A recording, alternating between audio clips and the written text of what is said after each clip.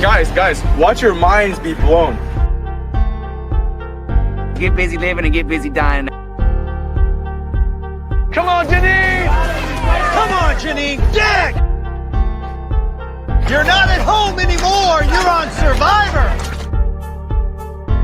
Get your hands up. Start across the beam!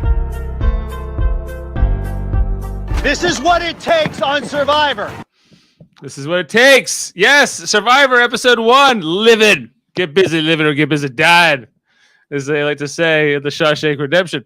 But we're just getting started here on Super Mario Brothers Podcasting, streaming live here on Wednesday, September 21st, 2022, on Facebook, YouTube, Twitch. You might be listening to us on the audio version. I'm Dave Mader, joined with my brother Jeff Mader to break down this premiere episode, a 2-hour episode. We got the first castaway voted out here, Mariah from the Baka tribe. But there's a lot to break down. There's immunity idols. There's potential shots of the dark being played when people have immunity idols.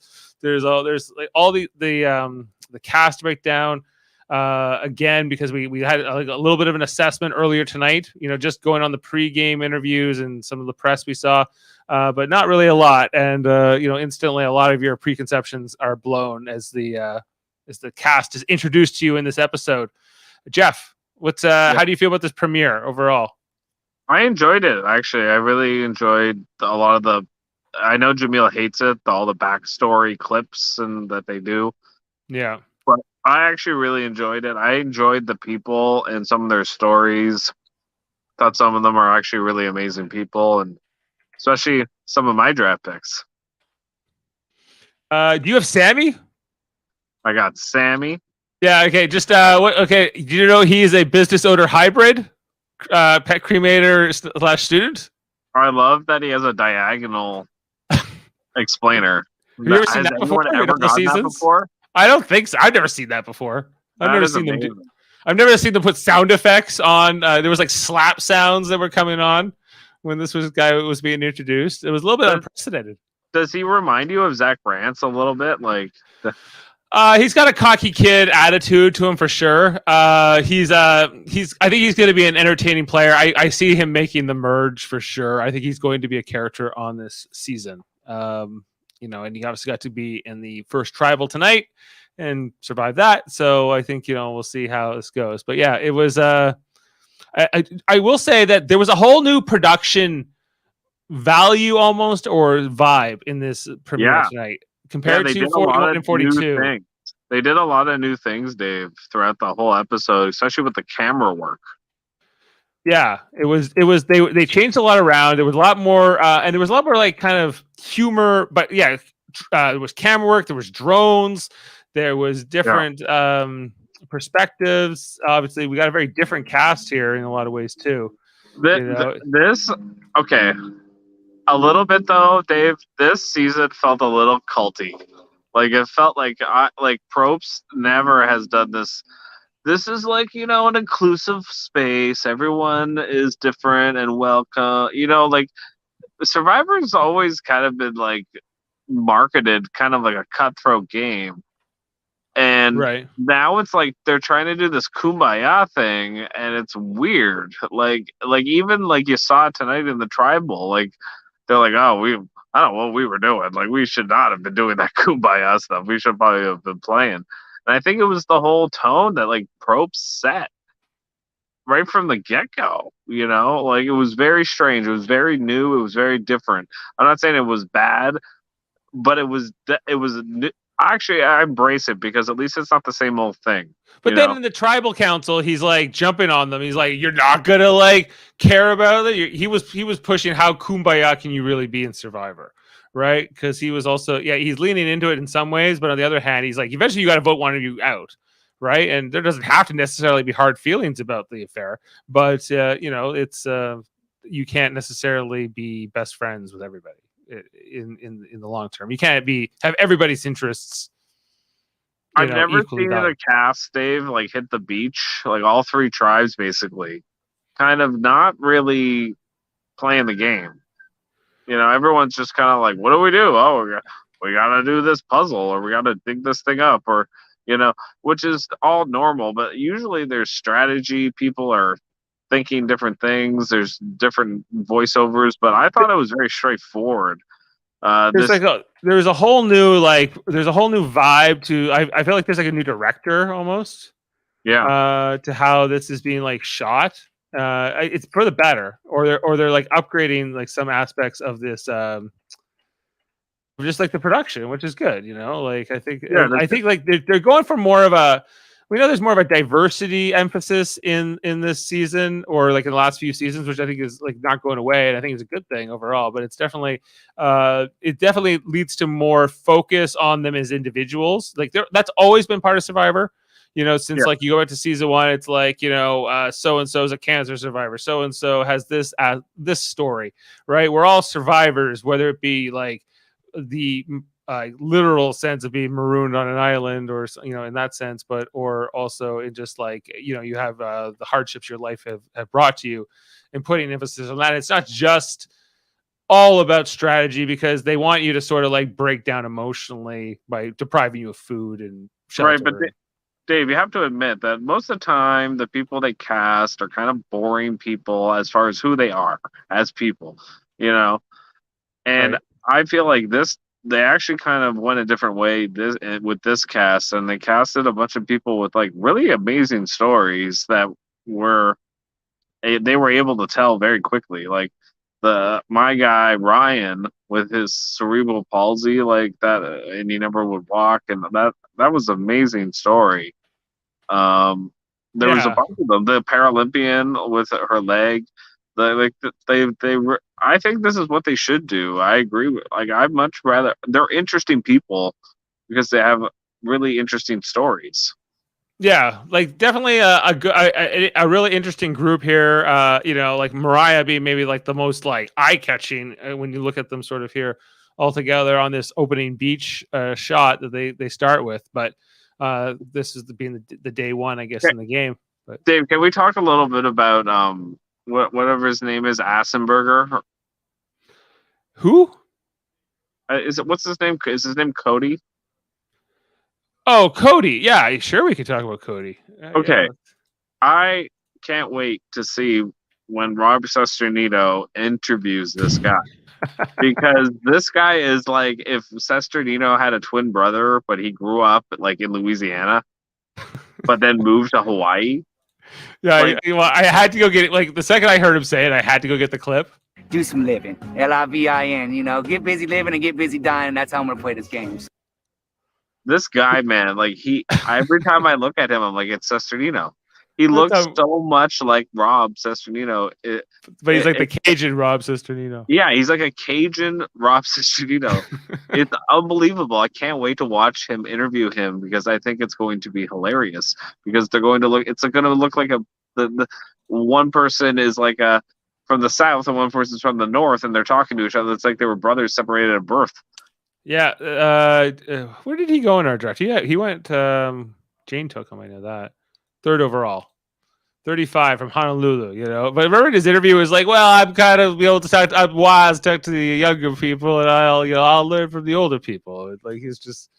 Oh yeah, and the other guy, the Sam pick of Jaemeel's pick. That guy is amazing too. Like his whole story is a Jesse.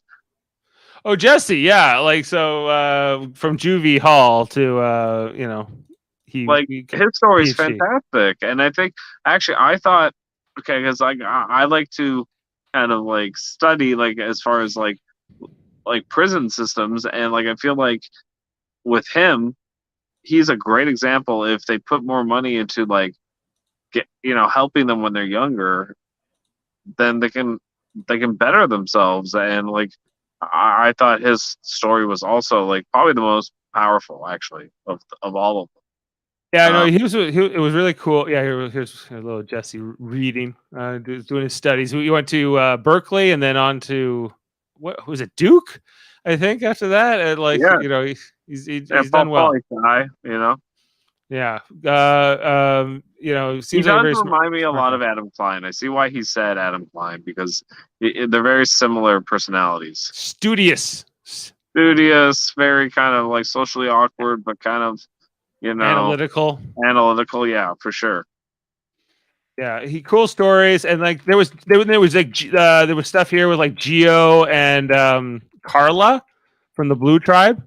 Where it was talking about being LGBT, but also more specifically being LGBT and Latino, I guess, or like Hispanic, and how what's the Geo guy? He's from Peru.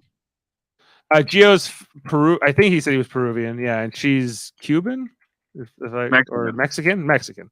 Yeah. Yeah. So definitely, like some like we had similar stories a little bit, but like to that, but it was kind of an interesting bonding moment between those two. Good vibes here from these castaways. Do you feel good about your Lindsay pick, Dave? Like Lindsay, not a great night for Lindsay, if you ask me. Yeah, it was a rough one. I was kind of like cringing a little bit for Lindsay at certain parts in this episode, where especially the beginning of the episode and the challenge where she was trying to get the thing down with the pole. That didn't go well for her. And Rob Sassanino's long lost twin figured out what they should do. The Red Tribe. He was just put that. He was just like, just put that key inside of the bamboo and bring it right up here. And they're like, "Oh, okay." And they did it. Like it was great. And like it was Lindsay tried it forever. And yeah, what do I make of Lindsay? That's I don't know. Like between my two picks, I feel like I'm feeling better about NECA, who I thought was Neneka, but it turns out I think it's just NECA.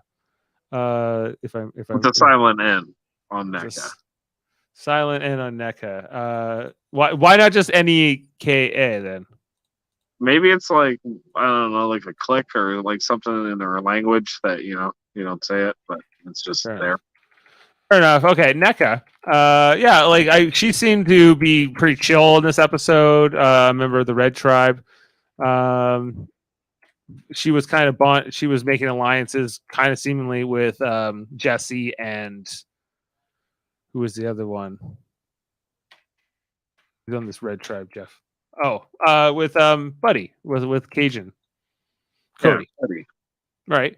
So Red Tribe was interesting. Dwight's on the Red Tribe. He's and then there was the whole thing where they sent them to the island, Jeff. But Dwight was cool. We haven't talked about him, but Dwight was like, he is actually, I think, the most studious Survivor fan that's out there.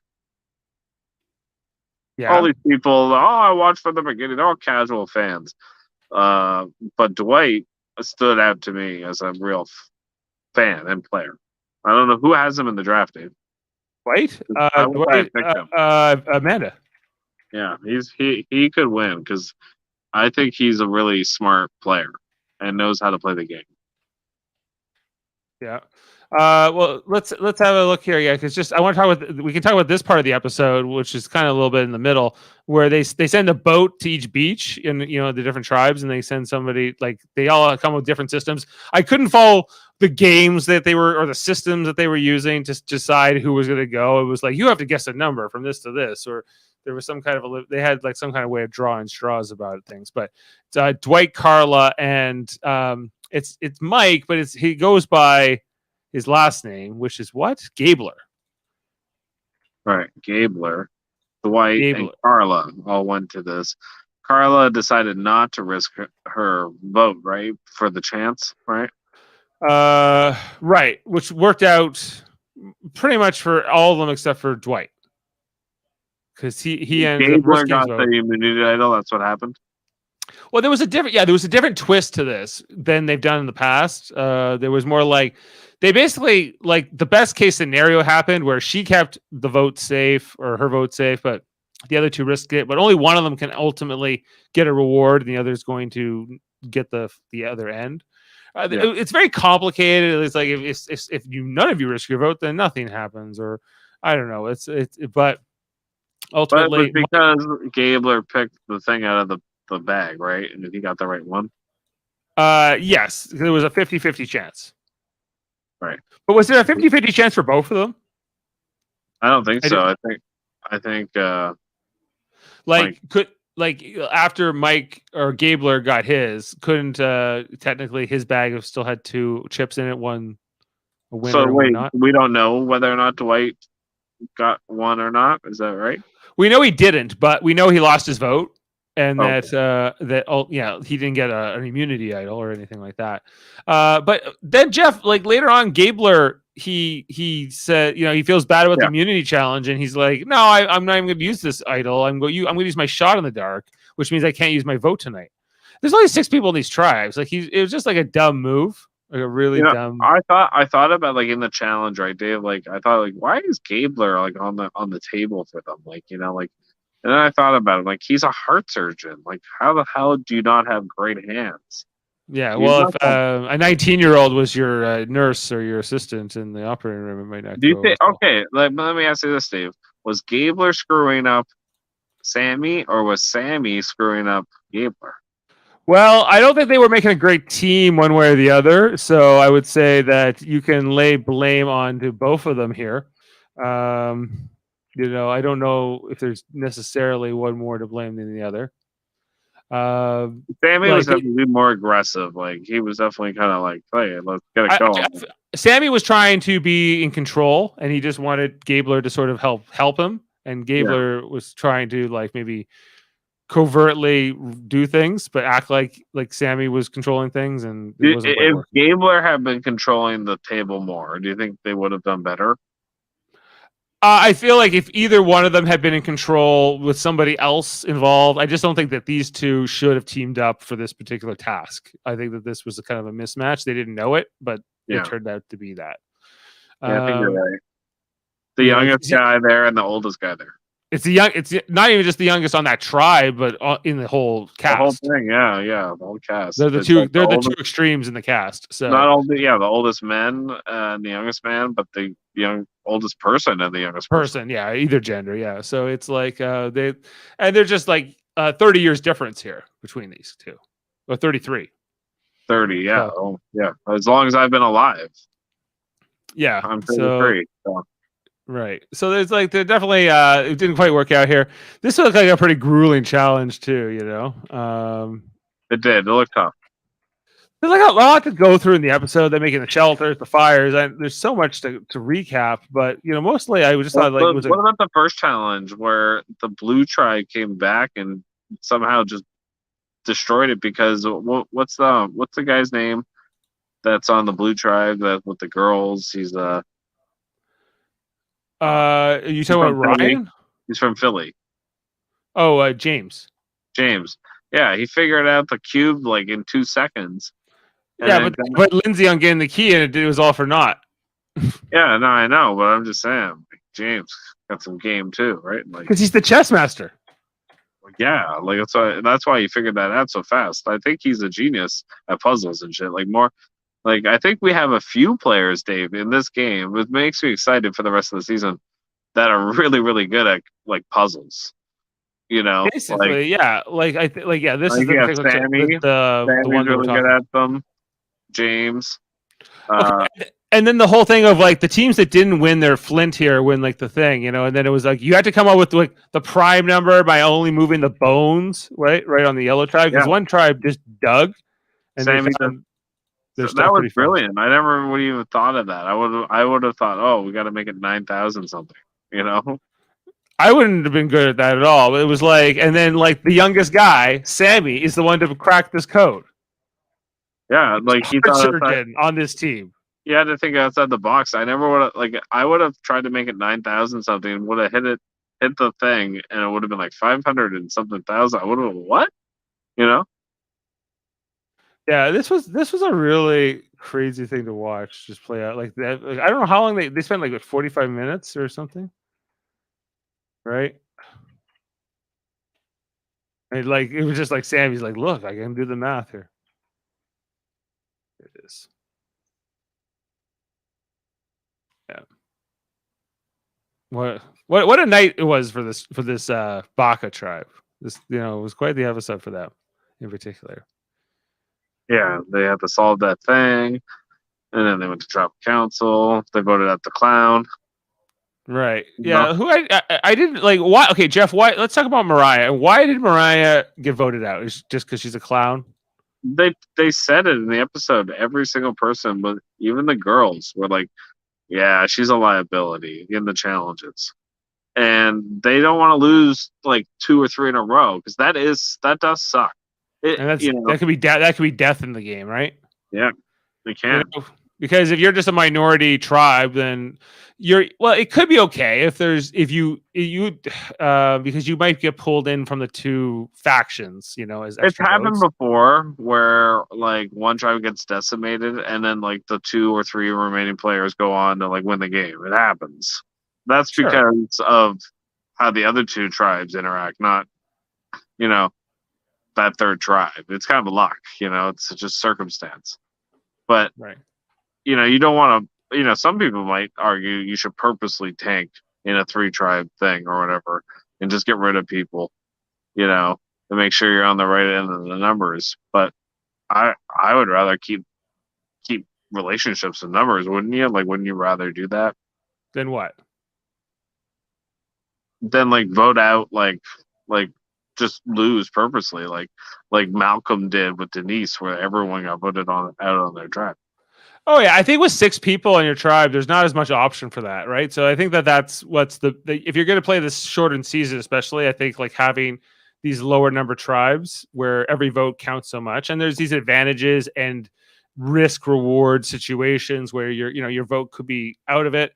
It's interesting to see how the players react to those situations so sort of erratically, because I feel like whether it be Survivor or Big Brother, there's just this inherent instinct on the contestants to like, I have to gamify this. I have to try to hack my way around the game. Whatever twist, whether it be a festy bestie twist or whatever. They're gonna figure out a way to not to lock it down, because there's always like usually a silent majority of the contestants who are just like, we're gonna play methodically, we're gonna like systematically get people out, and but it's not that easy anymore. Like Survivor used to be, Dave, like literally 3 days in between like immunity tribal councils.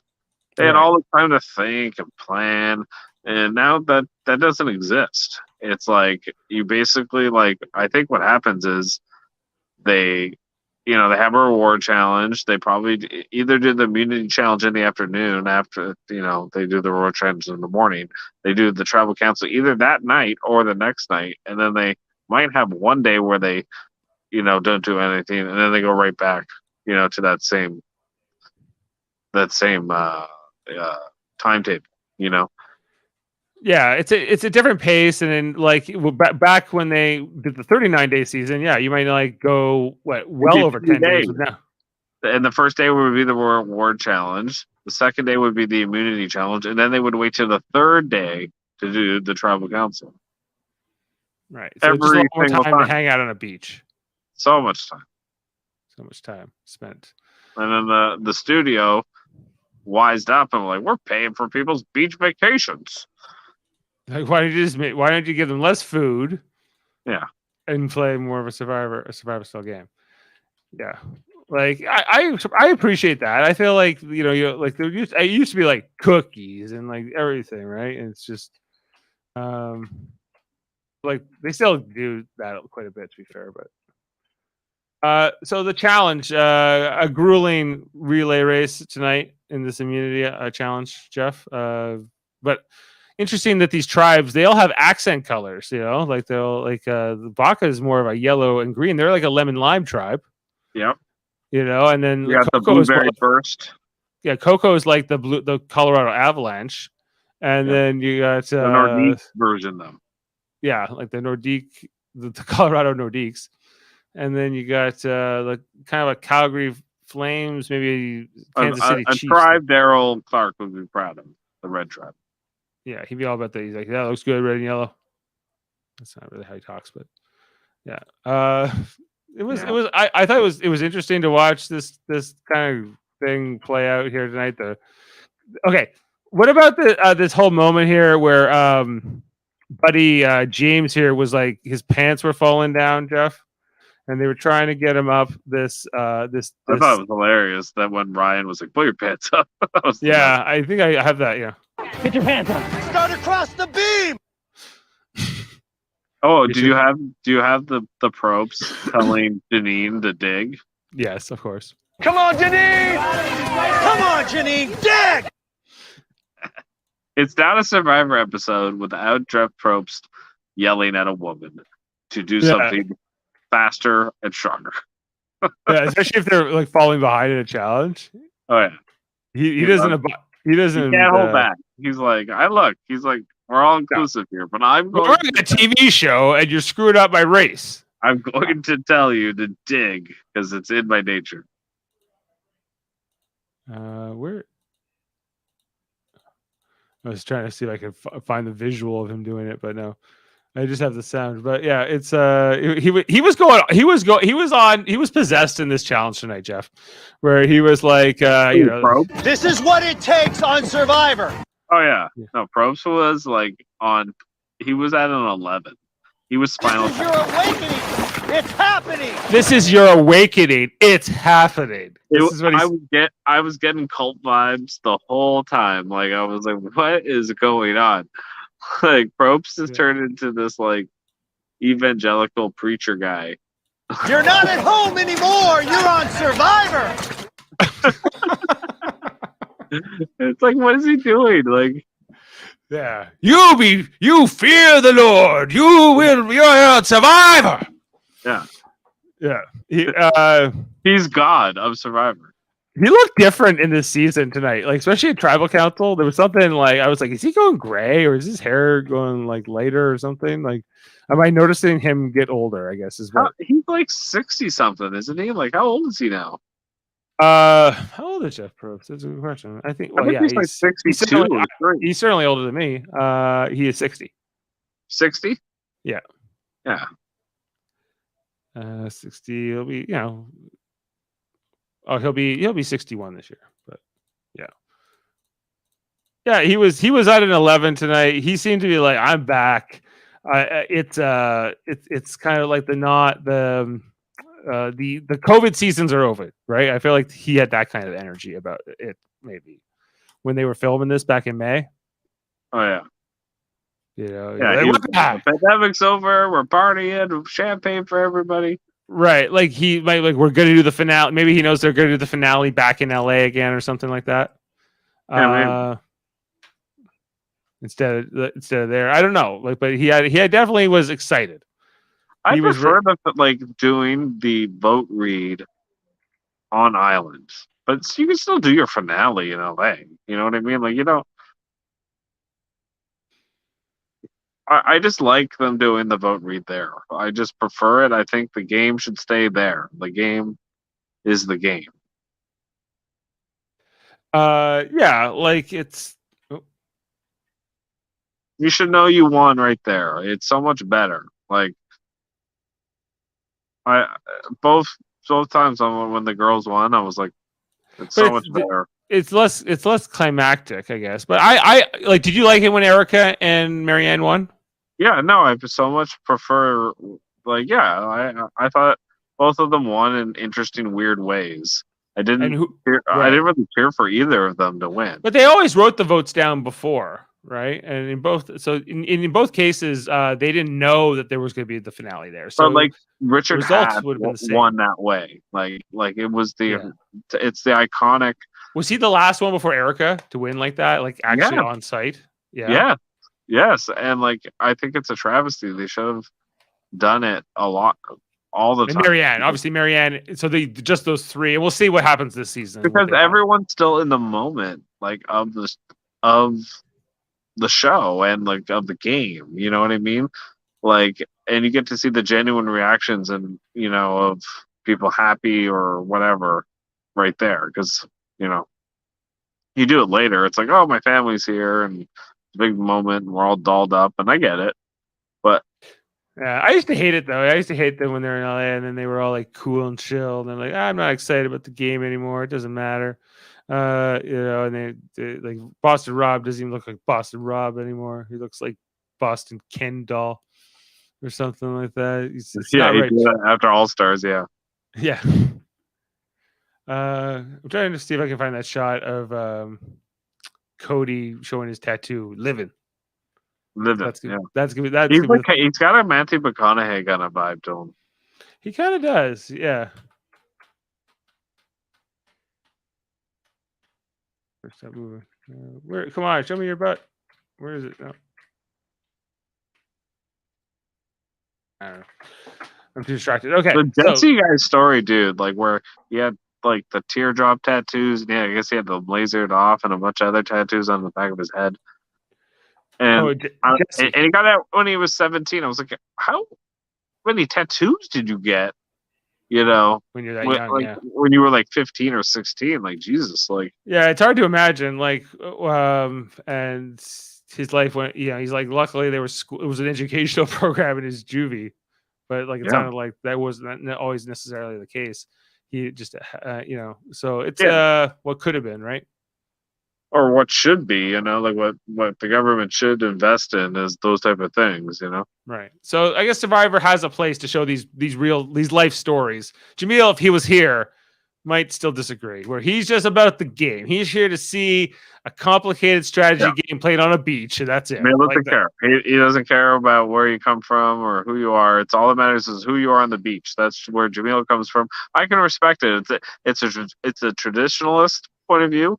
Right. It's like But Bill Burr. He's like, why do we have to like play the national anthem at Right. the at the game? Or he's like, at the seventh inning where they're like, let's all like clap for cancer survivors. He's like, there's a time where there's a place. Come on. Well, Like, that's watch Bill the game. Burr's bit. He's like, Yeah. Exactly. right. With the NFL and all the pink, all wearing pink, and October, right? He's like, I'm trying to watch a game here. They're talking about cancer. Yeah. Right. And so I think that's where Jameel's coming from sometimes, where he's like, I don't care about like, oh, I love my mother or whatever, such and such story. And I do get that there is a redundancy, like, there's an ordinary fashion to some of it in some Jameel respects. also said, and I kind of agree with it, is like, and they do it, but he's like, they should just have to explain their story themselves, audio. Like there should be no pictures of like them from when they were kids or anything like that. Is what Jaemeel, and I kind of understand where he's coming from on that one. I could see why he would say that, but this episode I actually thought utilized all of that stuff the best that I've seen them do.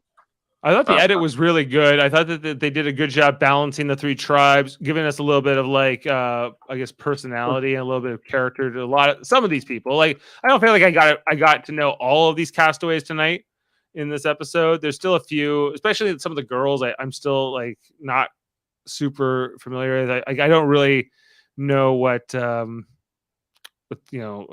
her name? Cassidy. I have her. Cassidy and the other one. Who am I thinking? It's not Noelle, I guess, to a certain extent. And I'm just looking at all the names here. Justine, that's who it is. Yeah. Justine, she was in the episode quite a bit, I thought.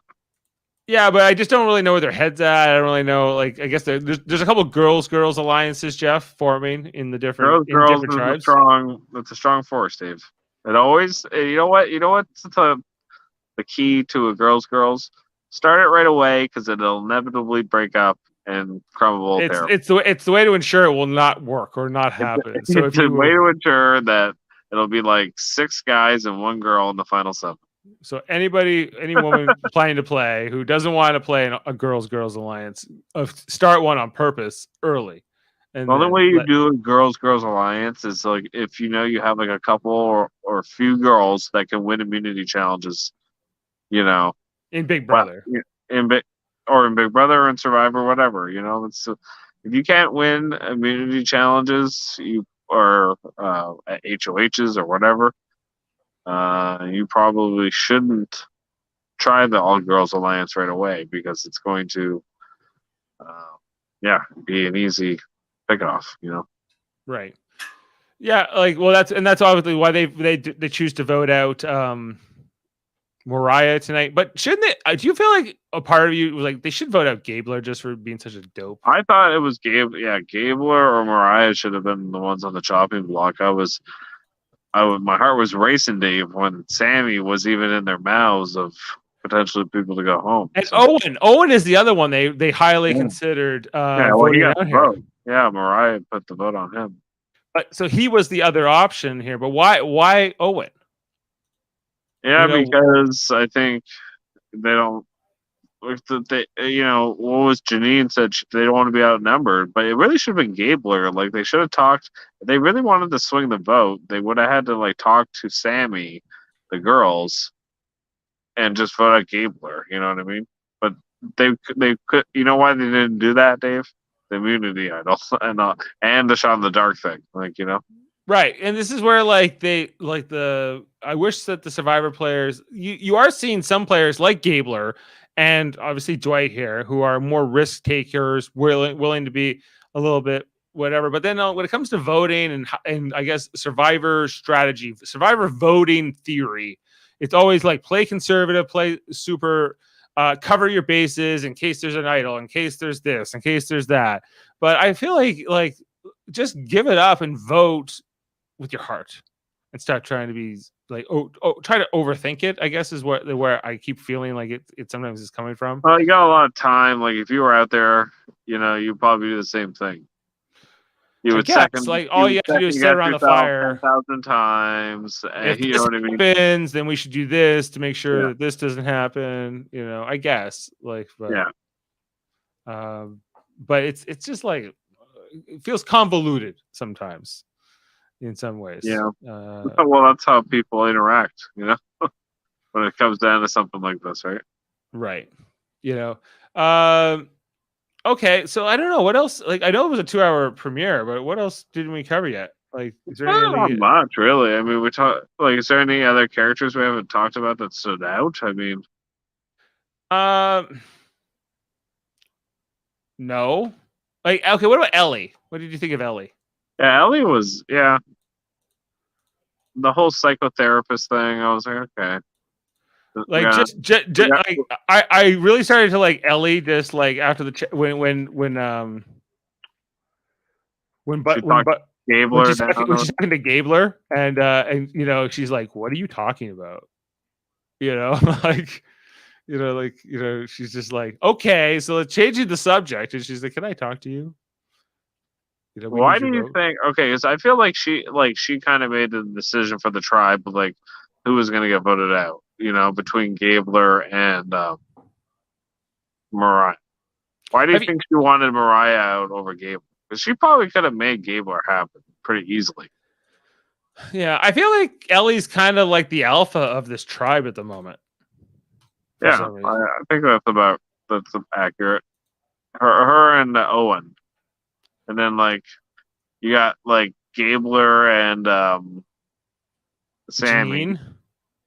And Janine, I feel like Janine's kind of on her own right now. She needs to get out of that tribe, or she's probably gonna get. Janine seems like she wants to work with Ellie, but Ellie's fine with that. But I think like Ellie's like, I'm gonna work with Owen and Sammy, and she'll have Janine as a number. I think she's just gonna ride. She wants to ride these two guys' coattails, and she's smart to do that. Like as long as she can secure herself safely, it is smart. Ellie went 11th in our draft by Jen. I was impressed with her. I thought she's a real gamer. Yeah, she seems like she seemed to have been a steal at 11 in the draft. Considering we've seen Jeff, can I ask another question? There's one thing we haven't covered, and I couldn't figure out if I missed something in the episode. What happened to Janine's chin? Yeah, I did she fall? What? Like that is a bad bruise. Like that's like she must have fallen in the ocean when they weren't filming her. Or it's almost, it looks like a bruise, but almost like a burn too. It's like it's really. I think she must have fallen in. It looks like a bad smack with like a rock in the ocean. Yeah, like I don't know, like it's like all of a sudden she has it. You think it was from the challenge? Maybe it was from the challenge. I'm just gonna see if if we see like when she was trying to dig underneath, when he was like, "You gotta dig," and she used her chin as like a shovel. Yeah, that's a mark from Probst. That's a Probst mark. That's a Probst mark. Can she sue him for this? No, but it's just what she could call it. Because he was yelling at her, and she's like, "I gotta get out of here," and It was come on, Janine. Where is it? Come on, Janine! Come on, Janine! Dig! dang! I love Hey. it. Really gives it to her. It's awesome. Get your pants on. Okay. And this is her trying to. Oh, I got it. I got a screenshot of it. You got a dignity. You got a dang! Loves yelling at them. He's like, All that. So much good moments. I always like these wall challenges too. Oh man, this is a good episode tonight. it was a good premiere. Good premiere. I thought it was exciting. I think this cast is mostly interesting. Yep. And I think there's potential. We just didn't. Some of them we didn't get a ton of, like Cassidy, or They did give us something with Cassidy though. what did they give us with Cassidy? She had a little tiny scene where she was like, "Oh, I'm gonna like pretend to be like this, innocent girl or whatever," but then they're gonna, get their torches snuffed. Like she had a little segment. Oh, like in her intro package. Yeah. Or whatever it was. Yeah, like it was just like lines that producers feed you, kind of nonsense, It's like, say like you're going to be like this or whatever. Yeah. It's like, I just think in terms of like seeing real connection or real gameplay, she was on the lower end of what we saw in the episode because she didn't really participate as actively in some of the challenges like the guys did, especially in that early challenge when they first arrived on that beach, and like there was like the 6 guys like who were in the relay race, and Gio couldn't carry the box, and like it was interesting that 6 men went in that challenge too, right? Or like the early part of it at least. Tonight I get another Survivor tradition where the either yellow or orange are the 2 most losing colors for tribes. Yeah, it's not a winner color. You don't want to be on the yellow or orange tribe. Any other color, you'll be okay. But yellow or orange, you're gonna lose. So are they doomed? Yeah. Is this Baka tribe doomed? Are you saying that here? I'm just saying, numbers don't lie. Numbers don't lie. If you have any comments, just throw them out now here on the live stream. Otherwise, we'll probably be wrapping up soon. And Jeff's, you're going to be out next week if you're going to Survivor. Well, the islands at least. Yeah, I'm going to the island.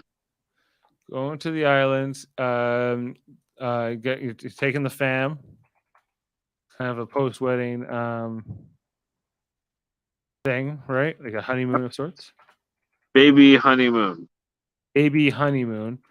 And that's good. So you're not gonna be here next week or the week after. No, 2 weeks. 2 weeks. So you'll miss episode 2, which is called Lovable Curmudgeon. Nice.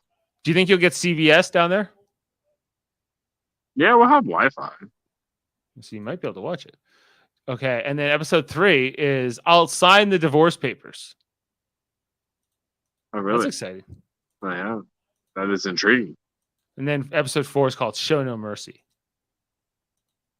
Okay, well, I feel like we're gonna get some good tribal councils with this cast. So I look forward to it.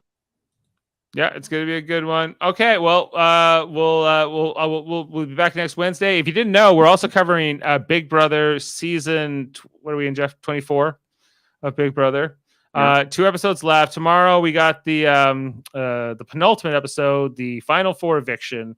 It's and veto, actually. We still have to see the veto ceremony play out for the final 4. And then the finale on Sunday, we'll be talking about that and wrapping up our 12 weeks of coverage on Big Brother 24. It's always a grind. It's longer than the Canadian season, which we also covered this year, by the way, as well as Survivor 42 and some other great stuff here on Super Mario Brothers Podcast. Proud member of the United Federation of Podcasts, which has many affiliates, including our one show called Trivial Debates. It's our monthly podcast where we argue about movie, TV, sports, and more. Davan Skelhorn just hosted the most recent edition on Sunday, September 18th, 2022, with Chris Seymour, my son, Eamon Mader, also known as Sam Jurka, and Tom Tyrell. It was a barn burner. You got to see it to believe it, or listen to it to believe it. It was kind of a match made in heaven or hell. It's hard to say, but you got to check out Trivial Debates. I like to think purgatory. Yeah, maybe that's probably more apt. We also have our Star Trek channel, which is called Live Long and Podcast, where we do all kinds of Star Trek podcasts, all like so many different podcasts within that banner. We also have the Locutors of Trek. Our cousin Davan has come over from his Star Trek podcast and merged with ours to bring in even twice the amount of content on Live Long and Podcast, which includes Star Trek episode reviews, including right now an ongoing series of Star Trek Enterprise. We broadcast every Monday, going through episode by episode. Tuesdays, often we're talking about Star Trek Deep Space 99. We've been doing, we're up to season 6, episode 2. We just talked to Rox and Scholes last night on our Live Long and Podcast channel. Thursday, we're going to be talking about the new edition of Star Trek Lower Decks, season 3, episode 5, called Reflections. I'll be on with Chris Murphy and Davan Skelhorn talking about that before we're doing the Big Brother podcast here on Super Mario Brothers Podcasting tomorrow night. So I'll be streaming twice, like just much like tonight, as well as we got Davin's, we got the Debate Nines, we got Locutors audio podcasts, we got the Writers Room pitches and different things. You should check those out. Oh, and you just did a new segment on an IDW comic book and Star Trek Radio Theater, our ongoing series where we we do script reads and different things like that. We just did the Way to Eden from also known as the Space Hippies episode with an edited version to come.